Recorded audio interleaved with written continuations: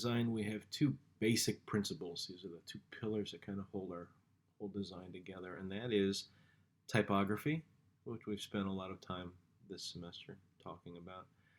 And the other is the grid, and the grid is what's going to give structure and organization to our graphic design elements that we're trying to assemble within a layout.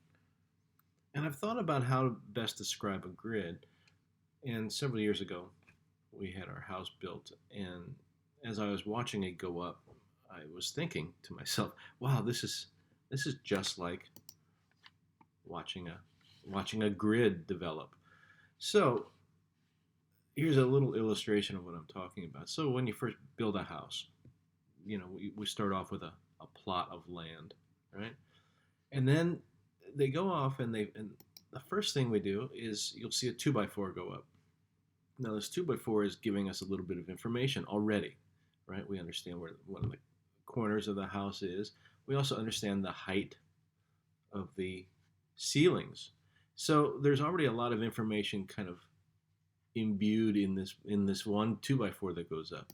Then another one goes up, and now we have more information. We have the boundaries of the front of the house.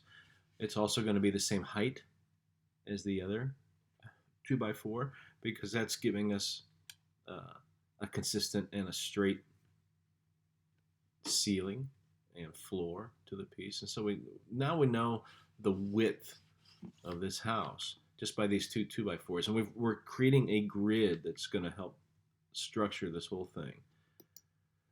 Then we put in the ceiling. We understand where that's going to go. Then if you've ever seen a house go up, you know that the 2x4s underneath here are all evenly spaced, and that's to give us a lot of consistency as we're starting to put this together. And as a builder puts the house together, they know exactly how far apart these 2x4s are underneath here because it's helping them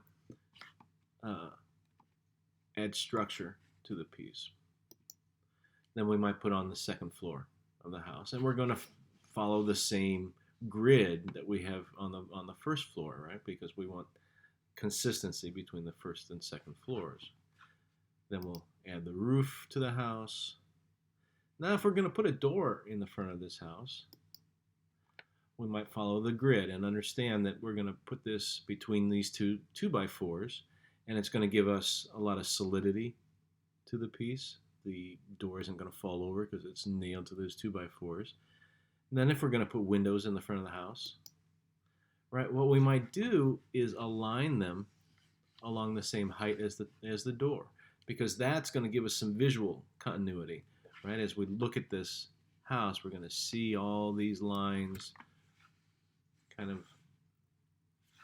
aligning across here, and it gives us, without us even being aware of it, a sense of all three of these elements belonging together. I put some more windows up on the second floor, and you're going to see we're going to, again, follow our grid. We're working within those 2x4s that we've put up here because it's helping us create these kind of commonalities between the two windows. Well, also, we might align them vertically along this grid because, again, anytime we have alignments of things, it's creating a visual relationship. And we can start to see how this window and this window relate to each other, how this window and this window relate to each other without even being aware of it. We just sense it. We might put in an accent window, and maybe this we will align with the bottom of these windows here, again, to give that correlation between them. We might add a porch to the front. And then we're going to cover the whole house. We're going to cover it up with sheathing, and we're going to cover it up with a facade and create the outside of the house. All right? We might then come up to the roof and add our siding up here to the top of the roof, which is going to finish this whole thing off. We might then come back and add an accent someplace, an attic vent. Right? So then we look at our house. And when we're all finished with building this house, we might call our friends over and say, "Hey, come visit my brand new house. I just built this house." And when they pull up to the house, what we're hoping is that they're going to look and say, oh, this is a nice looking house. What they're probably not going to say when they look at this is, that's a great house.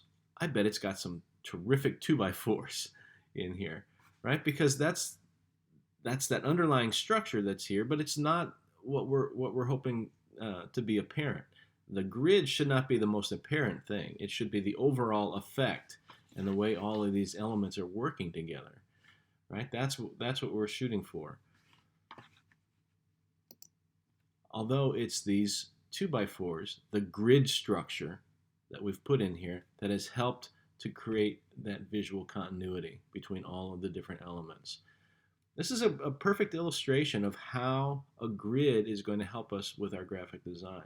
Because if we have lots of different elements, type, photos, maybe charts and diagrams, all kinds of different things that might come into our graphic design, we have to figure out a way to make them coalesce into a cohesive overall design.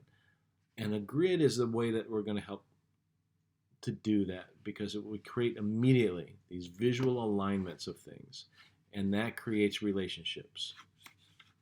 So this is a really brief idea of how a grid works. Later on, we're going to talk about how this comes into a play in a graphic design and how we might use a grid structure to create organization and to create continuity between different elements within our layout.